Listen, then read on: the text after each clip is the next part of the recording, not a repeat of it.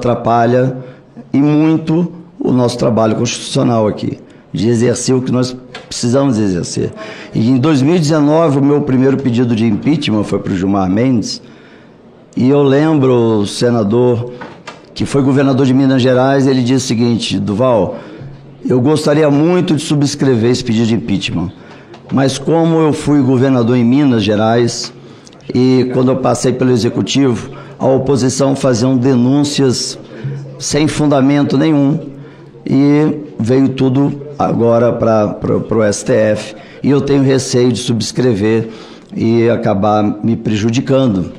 Então, era um senador íntegro, honestíssimo, mas a oposição acabou atrapalhando, né, a exercer essa função, essa prerrogativa que tem nós senadores. Então, isso que eu precisava esclarecer para a sociedade, a gente precisa achar uma forma. Eu acho que estar montando essa comissão mista, eu acho que é um avanço gigantesco, mostrar a união, porque eles jogam como se nós estivéssemos sempre em confronto, né? A imprensa joga sempre isso para a sociedade, e assim a gente pode mostrar que nós estamos unidos e vamos achar uma alternativa que sempre há. O brasileiro é conhecido no mundo inteiro pela sua criatividade, e vamos exercer essa criatividade a partir de agora. Obrigado. Muito bem, senador Marcos Duval, obrigado pela sua participação aqui. Eu queria registrar a presença do deputado Daniel Silveira, está aqui presente, e também do deputado Felipe Barros.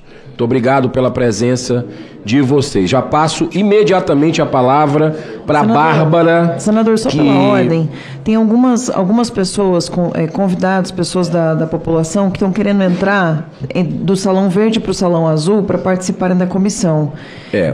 Deixa eu explicar o que está acontecendo. A senhora não estava aqui no início da sessão, e houve uma super procura aqui para participar. E isso a gente fica feliz. A sociedade querendo saber, querendo participar. O problema é o seguinte, é que nós estamos tendo sessões ao mesmo tempo aqui no Senado Federal. Nós já conseguimos a sala da CCJ, um pouco maior do que essa. Colocamos um telão, foi colocado um telão, e as pessoas estão lá com cadeiras. Não temos como conseguir mais. Então, por uma questão de organização interna, a Polícia Legislativa resolveu fazer aí, e aos poucos, à medida que alguns forem saindo, tem a orientação para que outros entrem, ok? A Bárbara, ela é mineira, é uma ativista do Brasil, de causas conservadoras, e que tem feito um trabalho muito forte através de rede social. Foi desmonetizada pelo TSE, se eu estiver errado você me corrige, foi desmonetizada, foi uma das primeiras a ser desmonetizada, e nós vamos agora ouvir a sociedade, que não deixa de ser, ela não foi candidata a nada, e está percebendo lá na ponta do cidadão o que é que está acontecendo no Brasil, e é bom que a gente saia dessa bolha aqui de Brasília e ouça o cidadão comum. Então, a cidadã Bárbara, muito obrigado pela sua presença. Você tem 10 minutos com 5 de tolerância da casa. Muito obrigada, senador. Na verdade, eu queria agradecer a todos, todos mesmo, eu não vou citar nome de ninguém, para não correr o risco de ficar aqui falando nomes e cometer a audácia de esquecer o nome de alguém que todos aqui presentes me representam só pelo fato de estarem aqui, de darem essa oportunidade para o povo falar na casa do povo, porque o povo fora dessa casa não está tendo essa oportunidade. Bom dia a todos os brasileiros que estão nas ruas. Eu queria primeiro lembrá-los, porque eu não posso falar sobre isso no meu canal, mas todos nós estamos vendo todos vocês. E o que eu posso fazer, se é que eu posso falar isso aqui, espero que sim. O problema é na hora que eu sair daqui, né? Eu espero que vocês tenham força É o que eu desejo a todos vocês, que são tempos difíceis, mas nos tempos difíceis que se criam homens fortes. E é o que nós estamos nos tornando, pessoas fortes. Obrigada. Para quem não me conhece, eu gostaria de me apresentar. Meu nome é Bárbara, eu tenho 36 anos, sou mãe de 2 filhos lindos, esposa de um marido incrível, filha da melhor mãe do mundo. Mas foi com meu pai que eu aprendi a gostar de política. E por gostar de política, eu comecei a acompanhar todos vocês. E não é de hoje. Eu queria comentar um acontecimento. Como eu sou uma pessoa curiosa, que fica de olho nos senhores, eu acompanho essa Casa do Povo, querendo dizer que me sinto representada, mas isso seria uma mentira, e eu não vou mentir para mim mesma, não por todos, mas num contexto geral. Eu quero abrir aspas para uma fala que foi dita nessa casa em 2016. Ontem a senadora Gleisi chegou ao cúmulo de dizer aqui, para todo o país, que o Senado Federal não tinha moral para julgar presidente da República. E ao ser interrompido por outra senadora, ele continuou: eu não quero tacar fogo, eu quero dizer que isso não pode acontecer. Como uma senadora pode fazer uma declaração dessas? Exatamente uma senadora que há 30 dias o presidente do Senado Federal conseguiu no Supremo Tribunal Federal desfazer o seu indiciamento e de seu esposo, que havia sido feito pela Polícia Federal. Renan Calheiros fez essa declaração, fecha aspas, e o Renan Calheiros fez essa declaração na frente de um ministro da Suprema Corte. Eu nunca entendi como que essa fala nunca foi investigada, como essa acusação que foi feita aqui nunca foi investigada. Mas é interessante como algumas coisas triviais são de interesse para a investigação. Eu sou investigada em diversos inquéritos. Um deles, o primeiro deles, aberto em 2019, para apurar fake news cometidas contra ministros da Suprema Corte. Eu não vou entrar nem no mérito do quanto isso é inconstitucional, porque é básico. Mas a prova que foi oferecida a nós, acusados, e eu prefiro dizer que somos vítimas desse inquérito, porque é o que somos, foi o apenso 70. Nesse apenso 70, havia um organograma. Nesse organograma tinha uma prova de crime. A prova do crime, no meu caso, era que eu seguia algumas pessoas nas redes sociais, para ser mais exata, no Twitter. Eu não estou falando isso em tom de drama. A prova do crime era que a gente se seguia nas redes sociais. Isso foi apresentado dentro de um inquérito, aberto de ofício, sem a presença do Ministério Público e aceito como prova. Nós tivemos aqui o Fábio Weingarten, nós temos aqui o deputado Marcel expondo provas imensas. E eles falam, não tem provas, não temos provas sobre isso. Mas se seguir no Twitter é a prova de uma organização criminosa. Isso está nos autos que foram disponibilizados. Eu não posso dizer mais porque eu não sei realmente o que tem mais, já que em pleno 2022, nossos advogados estão há mais de 2 anos tentando acesso a esse inquérito e não conseguem. Esse inquérito inconstitucional foi tornado constitucional pela Suprema Corte para perseguir desafetos políticos, mas eu acredito que eles deram esse nome inquérito das fake news para tentar dar um ar de legalidade, o que nem por si só se convence, já que fake news não é um crime tipificado no Brasil. E não existe crime sem uma lei que antes o preceda. Então ele é inconstitucional do início ao fim. Porém, nós não paramos no inquérito das fake news. O inquérito das fake news, que abrangeu deputados e senadores, e aqui eu gostaria muito de mencionar o senador Harold de Oliveira, que faleceu. Ele foi uma vítima desse inquérito. E onde estavam os congressistas eleitos pelo povo Onde estavam os congressistas quando um senador, um senhor, vou falar do Gilberto Gil, né? Que, oh, meu Deus, vocês ofenderam um senhor, como podem? A lei ofendeu um senhor, senador, pares de vossas excelências. E o que vocês fizeram? O que vocês fizeram quando foi o Daniel Silveira? Quando foi a deputada Carla Zambelli? Quando foi o Felipe Barros? Eu não vou ficar aqui citando todo mundo.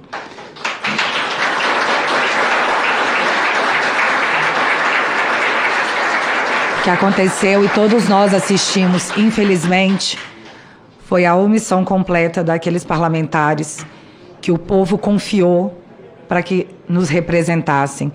Muitos de vocês, deputados, e eu não estou falando isso para agredir ninguém, eu estou aqui aplaudindo a coragem de todos os senhores que estão aqui hoje, porque eu sei que estar aqui hoje se tornou um ato de coragem.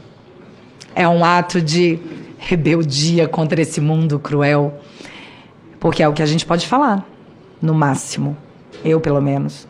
Eu sei que os senhores estão tentando, mas, como disse o próprio deputado, todos nós falhamos. Mas nós vamos consertar isso, como sociedade, porque muitos são autoridades, são chamados de autoridades, mas, na verdade, os pares de vossas excelências são povo. Vocês são povo como nós, que gozaram da nossa confiança para nos representar através do voto.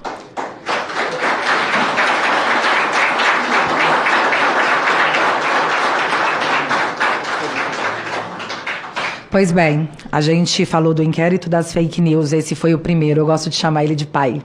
Foi o pai. Foi a mãe, deu cria. A cria foi o inquérito dos atos antidemocráticos. A cria, ela segue sendo o inquérito que não tem objeto. Eu preciso deixar claro para quem está nos assistindo e não tem conhecimento, eu não quero aqui dar palestrinha para ninguém, longe de mim, mas acredito que todos os senhores saibam. O inquérito ele é aberto para investigar fatos que já aconteceram. Você identifica um crime, esse crime, uma vez identificado, esse possível crime, você abre o inquérito para apurar a conduta. Não existe abrir inquérito para apurar crimes futuros. Você não abre um inquérito em 2019 e traga pessoas em 2022 para um crime que não aconteceu. Isso é o que diz a Constituição. Na verdade, isso é o que diz o Estado Democrático de Direito. Estado Democrático de Direito que nos dizem estar agindo dessa forma para protegê-lo. Mas o Estado Democrático de Direito me jurou que estaríamos todos debaixo das mesmas regras. Mas nós não estamos. Estamos? Uns são mais iguais que outros mais diferentes. Depende de qual a sua ideologia política. Isso é muito claro. Quem nega isso ou é hipócrita ou age de má fé. Hoje nós estamos com esse inquérito aberto que apura fatos futuros, mais uma vez inconstitucional. E certa vez eu fui convocada, né? Foi escalada, senador, para poder prestar depoimento nesse inquérito dos atos antidemocráticos, que eu confesso, o ministro foi um gênio. A PGR falou, arquive. Ele, tudo bem, vou arquivar. Você pediu? Tá bom, não vamos nos estressar por isso. Arquivei. No outro dia ele abriu outro idêntico, com um nome diferente, abrindo um espelho do mesmo inquérito. E todo mundo viu isso acontecer. É o dom da adivinhação que eles têm. É, mas ninguém fez nada, só para constar. Nada foi feito. Esse inquérito andou. E aí eu fui escalada para poder prestar o meu depoimento nesse inquérito. Quando eu perguntei sobre qual era a minha condição para prestar depoimento, ninguém me falou. Eu seria testemunha, eu sou vítima, eu sou acusada. A gente está falando aqui de direitos fundamentais, direitos básicos. O direito à legítima defesa, que nem se os senhores dessa casa quisessem, poderiam derrubar através de uma PEC, de um PL, de qualquer coisa. Direitos fundamentais não são alterados, mas foram. Eu fui prestar depoimento na Polícia Federal sem saber qual era a minha condição. E lá, prestando esse depoimento, a pergunta era assim... como é que é a reunião de pauta com a sua equipe? Eu falei, a reunião de pauta com a minha equipe conta eu mesma e myself. Ali eu me dei conta que eles nem faziam ideia do que eles estavam querendo descobrir de mim, o que eles queriam saber de mim. Na verdade, eu fui parar ali por uma ideologia política que saiu tragando todo mundo que ousou se posicionar como conservador em tempos que não é o conservadorismo o problema, por mais que ele incomode a muitos de nós. Essa frase foi dita por um ministro. Pois bem, após o inquérito, após prestar depoimento, nunca mais tive notícias, nunca mais foi repassado nenhum tipo de informação, mas o meu nome deixou de ser Bárbara. O meu nome agora, quando a mídia me cita, é blogueira bolsonarista investigada pelo STF por espalhar fake news. Isso se chama assassinato de reputação, em inquéritos que nunca têm fim. Deixa eu dizer uma coisa para todos que estamos aqui. Do momento que você tira a humanidade de uma pessoa, chamando ela de nazista, de fascista, de genocida, qualquer coisa que você faça com aquela pessoa, a sociedade tem que tolerar. Porque, afinal de contas, você está livrando o mundo de um fascista, de um genocida. Quem é que vai passar pano para um nazista? Eles nos colocaram esse rótulo para que pudessem falar de nós, sobre nós, o que quisessem, sem que ninguém pudesse refutar, porque senão seria a coisa errada. Olha, você está protegendo o fascista. E, mais uma vez, essa casa se omitiu. As casas se omitiram. Vocês sabem por que isso está acontecendo? Porque nós estamos vivendo períodos diferentes do nosso ordenamento jurídico, porque nós estamos num estado de exceção. Só que esse estado de exceção não foi proclamado por quem tem o direito legal de fazê-lo, que seria o presidente, com a aprovação dessa casa, com a aprovação do Congresso. As medidas autoritárias que são tomadas e observadas por todos nós são feitas e justificadas porque nós estamos em tempos estranhos, nós estamos em tempos anormais. Um ministro da Suprema Corte não tem autorização legal nem judicial e muito menos do povo brasileiro para declarar estado de exceção. É necessário que as instituições voltem a funcionar e essa casa, senadores da República, que eu admiro e eu respeito, Vossas Excelências, pela coragem que os senhores têm demonstrado. O Senado da República é a casa que o congressista, que o constitucionalista, em 1988, confiou que, em caso de necessidade, se levantaria. Então, é necessário a sociedade, a população. Eu espero que os senhores se levantem, porque a Constituição garante a Vossas Excelências não esse direito, mas esse dever. Portanto, a todas as pessoas que no Estado Democrático de Direito, que juram acreditar, estarem, saiba que hoje é com a gente. Amanhã eu não sei. Hoje vocês estão acreditando que a mais alta corte desse país tem um lado, escolheu um lado, e é o lado de vocês. Vocês acreditam nisso? É bizarro falar isso em voz alta. Olha, a nossa Suprema Corte está nos protegendo, o nosso lado. Vocês entendem o quanto isso é absurdo? Identificar isso, apoiar isso em nome de conivência política? Que é o que o nosso Congresso como um todo está fazendo?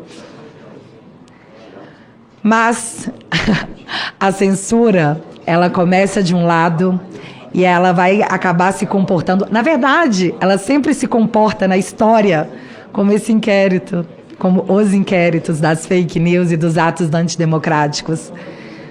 Vai tragar a todos. Vai puxar a todos. Cuba está, desde 1959, aguardando a liberdade. Nós não seremos Cuba. Eu espero que não no turno de Vossas Excelências. O que eu estou pedindo aqui é acesso ao Estado Democrático de Direito e ao devido processo legal que me é garantido pela Constituição, a qual todos nós somos regidos. Eu estou pedindo aqui a notícia, baseada na notícia que saiu nos jornais, onde um juiz determinou que um processo sobre um traficante fosse anulado porque não cumpriu o devido processo legal. Eu estou falando aqui de um bandido corrupto que lesou uma nação inteira e que teve o seu processo anulado porque, teoricamente, não se cumpriu o devido processo legal. Eu estou aqui falando para Vossas Excelências que eu não estou tendo o devido processo legal. Há anos. E não só eu. Muitos de nós. Então, o que eu estou pedindo aqui, de forma absurda, é o mesmo direito que a justiça deu para um traficante e para um corrupto condenado. Eu estou pedindo aqui o mínimo.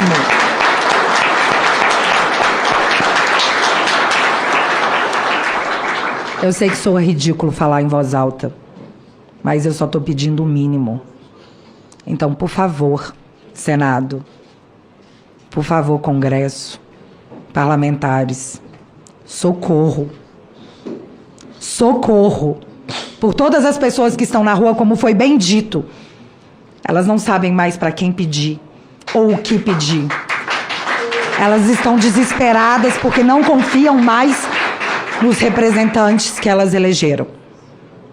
Por favor, Congresso, senadores, não decepcionem o povo de vocês, seus pares reais, porque vocês não são políticos, vocês estão políticos, vocês são povo.